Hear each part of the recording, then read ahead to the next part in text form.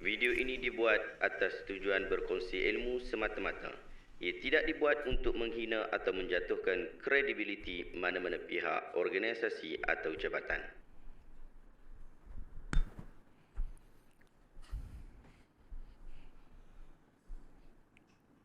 Assalamualaikum warahmatullahi wabarakatuh. Saya Syihabuddin. Terima kasih banyak kerana anda berada di channel YouTube saya dan terima kasih banyak jika anda telah tekan butang subscribe. Kalau belum tekan butang berkenaan, tekan butang itu sekarang. Jika ada video-video yang bermanfaat, insya-Allah akan ada di feed YouTube anda. Sahabat-sahabat, baru-baru ni saya diberikan satu video berkaitan tentang dakwaan seorang ustaz katanya. Saya tak tahu background pengajian dia kat mana. Bahkan saya cuba untuk mencari background pengajian beliau, saya tak tahu juga, saya tak jumpa juga background pengajian beliau daripada mana.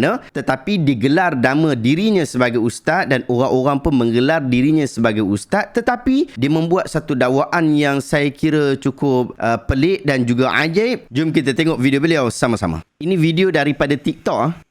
Gantung cerita ustaz, 42 place sebelum saya terjun sungai. Masya Allah, tabarakallah. Jangan, okay, kita sambung. Bismillahirrahmanirrahim. Jadi kenapa Musa Samiri ni mendapatkan kekuatan yang lain dari yang lain? Sebab yang pertama, bapa dia iblis, mak dia ahli sihir Fir'aun yang paling kuat di zaman Nabi Musa. Dan yang ketiga, sebab dia nak angkat Jibril. Jibril bela dia dari kecil.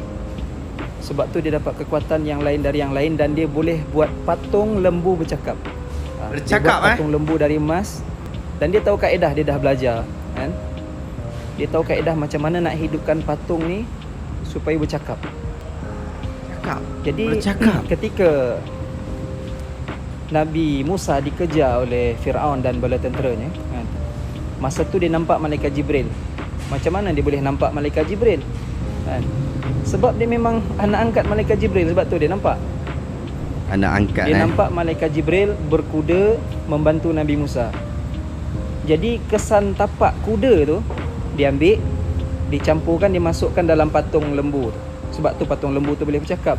Itu di antara kaedah dan cara macam mana supaya patung tu bercakap.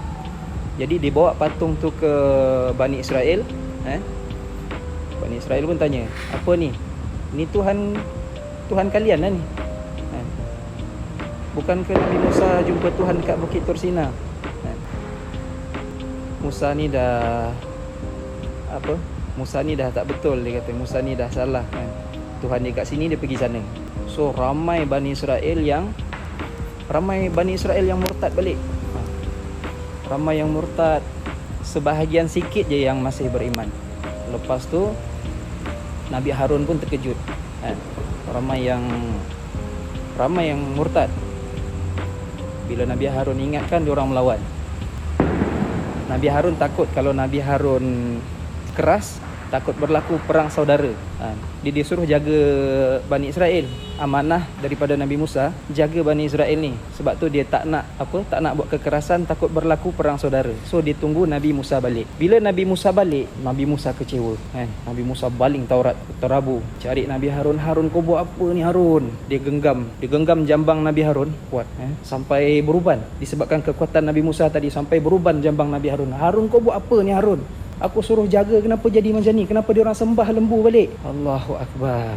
Okey, alhamdulillah kita telah menonton video berkenaan sama-sama tadi. Jom saya ajak anda untuk kita berikan reaction berkaitan tentang hal ni. Sahabat-sahabat, pertama sekali, apabila saya menonton video ini, menyerap jantung hati saya. Sebab saya tak sangka ada orang yang begitu lancarnya menyebutkan sesuatu tentang Allah, sedangkan Allah dah ingatkan, wala taqfu ma laysa laka bihi ilm, inna sam'a wal basara wal fuad kullu ulaika kana anhu mas'ula. Jangan kamu berkata tentang sesuatu yang kamu tidak ada ilmu pengetahuan berkaitan tentangnya. Kerana pendengaran kamu, penglihatan kamu dan jantung hati kamu semuanya akan dipersoalkan oleh Allah. Anda rujuk dalam surah Al-Isra ayat 36. Tiba-tiba boleh pula dengan tenang dan bahagia dia ni sebut bahawa Samiri ini adalah seorang manusia yang mempunyai kuasa luar biasa dan bapa dia iblis, mak dia tukang sihir paling hebat Fir'aun, dan Samiri ini adalah anak angkat kepada Jibril. Selepas itu dia boleh pula bawa sesuatu dan dakwaan sesuatu yang benar-benar bercanggah dengan apa yang disebutkan oleh Al-Quran secara terang dan juga jelas. Mari kita luruskan dakwaan-dakwaan beliau ini. Pertama, benarkah Samiri ini adalah anak iblis? Maksudnya bapa dia iblis bersetubuh dengan ibunya seorang ahli sihir sehingga melahirkan seorang anak manusia. Kalau anda tonton cerita-cerita Yunani, anda akan dapati bahawa ada satu kepercayaan yang hampir serupa dengan apa yang disebutkan oleh ustaz ni, iaitu Zeus telah merogol Alkimene, seorang wanita daripada keturunan raja di Mycenae. Akhirnya lahirlah seorang bayi lelaki yang dinamakan Hercules, manusia separuh dewa. Tetapi itu cerita merapu daripada mitos Yunani. Kita tidak akan percaya cerita berkenaan kerana ia bercanggah dengan apa yang kita bawa di dalam ajaran agama Islam. Tetapi dalam cerita itu dia tak ada istilah-istilah Arab ataupun nama kearaban ataupun orang yang menyampaikannya mengatakan bahawa saya adalah ustaz. Tetapi kali ini seorang yang berkopiah dengan background Masjid Shah Alam, dengan background masjid yang cukup cantik, telah menggunakan background itu dan juga pakaian itu dengan tujuan yang salah, menggelarkan diri dengan nama ustaz walaupun kebanyakan kita tak tahu dia ni belajar dekat mana sebelum ni. Tetapi dia mendakwa sesuatu yang berbahaya kepada kita, mendakwa bahawa ada manusia separuh iblis, bapa dia iblis dan mak dia manusia. Saya tak tahu daripada sumber mana kawan ni ambil, tetapi dalam Al-Quran dan hadis tak sebut tentang hal ini. Bahkan di dalam kitab-kitab Israiliyat pun tak ada sebut tentang hal ini. Yang ada mungkin dalam cerita movie yang mungkin ustaz ni tengok, movie Eli, iaitu ada perempuan yang nak sangat anak sampai dia sanggup untuk buat amalan sihir sehingga dapat mengandungkan anak iblis. Yang tu memang ada, tapi masalahnya itu cerita karut dan merapu, bukan cerita benar. Orang kafir pun yang buat filem berkenaan. Sedangkan Samiri itu adalah kelompok Bani Israel disebabkan dia ni termasuk orang-orang yang bersama dengan Nabi Musa melarikan diri daripada Fir'aun dan tenteranya. Allah Ta'ala sebut di dalam Al-Quran ba'da a'udzubillahi minasyaitanirrajim, walaqad najjayna bani Israila minal 'adzabil muhin min Fir'aun innahu kana 'aliyan minal musrifin. Kami telah selamatkan Bani Israel daripada azab yang menghina daripada perbuatan Fir'aun. Dia itu adalah seorang yang sombong lagi melampaui batas. Anda rujuk dalam surah Ad-Dukhan ayat 30 dan 31. Jadi kita dapat tahu daripada ayat ni bahawa semua orang yang mengikuti Musa bagi menyelamatkan diri mereka itu adalah daripada kalangan Bani Israel yang diselamatkan oleh Allah Azza wa Jalla daripada Fir'aun. Bukan seseorang yang tidak dikenali nama bapa mereka. Setiap orang yang disebut dengan gelaran Bani Israel mestilah berketurunan daripada Nabi Yaqub. Mereka adalah cucu cicit kepada Nabi Yaqub alaihissalam. Sangat dikenali bapa mereka serta jalur keturunan mereka. Bahkan inilah yang disepakati oleh para ulama tafsir. Tiba-tiba ustaz ni sebut bahawa bapa kepada Samiri ialah iblis. Adakah dia mahu menyatakan bahawa dalam jalur keturunan anak pinak Nabi Yaqub alaihissalam ada salah seorang daripada anaknya itu iblis? Boleh jadi ada anak keturunan Nabi Yaqub yang melahirkan iblis, bukan melahirkan seorang manusia. Sedangkan Allah Ta'ala sebut, ya ayuhan nasu taqu rabbakumul ladzi khalaqakum min nafsin wahidah wa khalaqa minha zawjaha wa batha minhuma rijalan katsiran wa nisaa. Wahai sekalian manusia, bertakwalah kamu kepada Tuhan kamu yang telah menjadikan kamu bermula dari diri yang satu, iaitu Nabi Adam alaihissalam, dan yang menjadikan daripada Adam itu pasangannya, siapa? Hawa, dan membiarkan dari keduanya zuriat keturunan, maksud lelaki dan perempuan yang cukup ramai. Ayat surah An-Nisa ayat 1 ini cukup jelas bahawa manusia ada bentuk penciptaannya. Ia datang daripada ayah yang seorang manusia dan ibu yang juga seorang manusia. Sekiranya wujud perbezaan, ada yang pelik, pasti akan disebutkan di dalam Al-Quran. Seperti penciptaan Nabi Isa alaihissalam yang ada ibu tetapi tidak ada bapa. Allah Ta'ala sebut, wa Maryam banata Imran allati ahsanat farjaha fanafakhna fihi min ruhina. Putri Imran yang memelihara kehormatannya, maka kami tiupkan ke dalam rahimnya sebahagian dari roh ciptaan kami, dan dia membenarkan kalimat-kalimat Tuhannya dan kitab-kitab Tuhannya, dan dia termasuk orang-orang yang taat. Surah At-Tahrim ayat 12. Ini menunjukkan bahawa sekiranya seseorang manusia itu diciptakan dalam bentuk yang berbeza, pasti Allah Ta'ala akan sebutkan kerana ia berkaitan tentang prinsip dan akidah tunggal umat Islam. Ia tak boleh dicelup di sana, tak boleh dicelup di sini, lalu disandarkan kepada agama. Oleh itu, jelas di sini bahawa Samiri dia bukan anak iblis seperti yang didakwa. Itu yang kita pegang dan kita pegang dengan teguh. Kedua, benarkah dakwaan ustaz ini bahawa Samiri ini sebenarnya anak angkat Jibril? Ia adalah dakwaan yang sekali lagi pelik dan meragukan. Sahabat-sahabat, di dalam beberapa kitab tafsir disebutkan bahawa Jibril pernah menjaga Samiri ketika kecil kerana Samiri lahir pada tahun Fir'aun menetapkan untuk membunuh semua anak-anak lelaki daripada kalangan Bani Israel. Lalu dikatakan bahawa mak Samiri ini takut, lalu dia simpan Samiri di dalam sebuah gua. Pun begitu, tak ada orang yang bagi makan dekat dia, yang bagi dia minum dekat dia. Maka Jibril lah yang datang tolong bagi makan dan bagi minum sehingga Samiri boleh tetap hidup. Sehingga keluar satu madah, Musa alladhi rabbahu Jibrilu kafirun wa Musa alladhi rabbahu Fir'aunu mursalun. Musa yang dibela oleh Jibril menjadi kafir, manakala Musa yang dibela oleh Fir'aun menjadi Nabi. Musa yang pertama adalah Musa Samiri, manakala Musa yang kedua adalah Nabi Musa AS.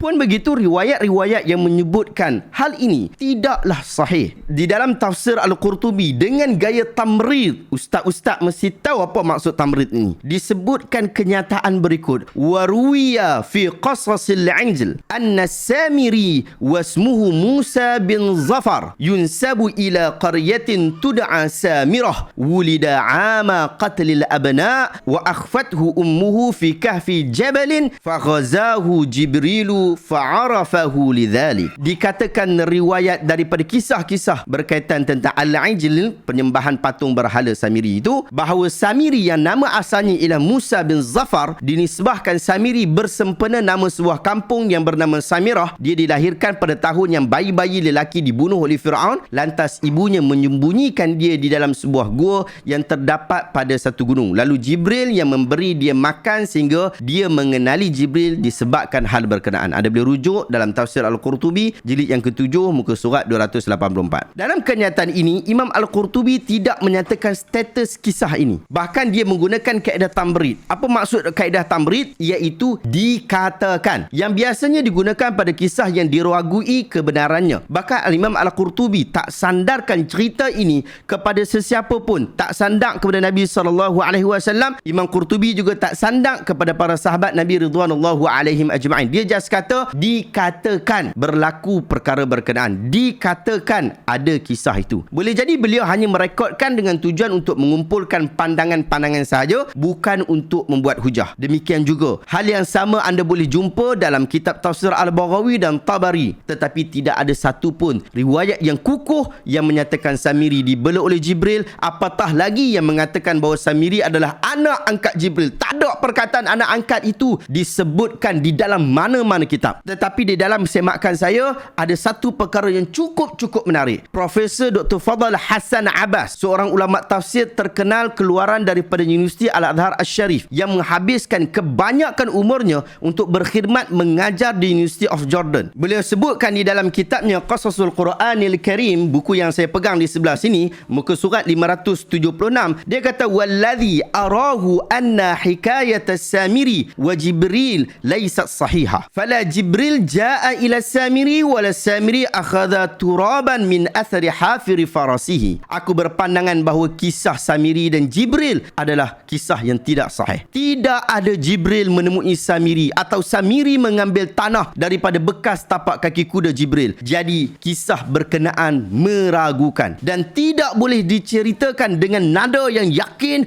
nada yang begitu pasti seperti mana yang kita tengok ustaz ini sebut. Paling kurang pun gunalah kaedah yang dibuat oleh para ulama kita dengan menyebutkan dikatakan, bukan dengan kaedah jazam. Dan jangan pula pi tambah-tambah. Mana ada perkataan anak angkat itu dalam mana-mana riwayat. Ustaz, jangan tambah. Sahabat-sahabat yang lain, jangan tambah. Siapa yang dengar cerita ni, jangan tambah. Cukuplah apa yang ada dalam kitab. Jika awak nak riwayatkan, walaupun mungkin lemah, riwayatkanlah dengan sejujurnya. Jangan pi tambah. Jangan pi bagi perasa yang tidak ada daripadanya. Kerana perasa-perasa itu sebenarnya telah mengeluarkan diri anda daripada berpegang kepada fakta fakta dan juga data. Yang ketiga, sahabat-sahabat, perkara yang saya paling tak puas hati daripada video ini, saya cukup geram, dia telah berbohong. Kalaulah kita kata dia tak berbohong pun, dia telah benar-benar menyelisihi Al-Quran yang cukup jelas dan juga terang. Bagaimana mungkin beliau sebut bahawa lembu Samiri itu